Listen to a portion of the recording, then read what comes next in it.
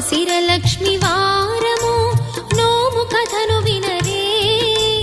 లక్ష్మి పురాణము వివరంగా వివరించెద వినరే. ఎంత నిష్ఠగా చే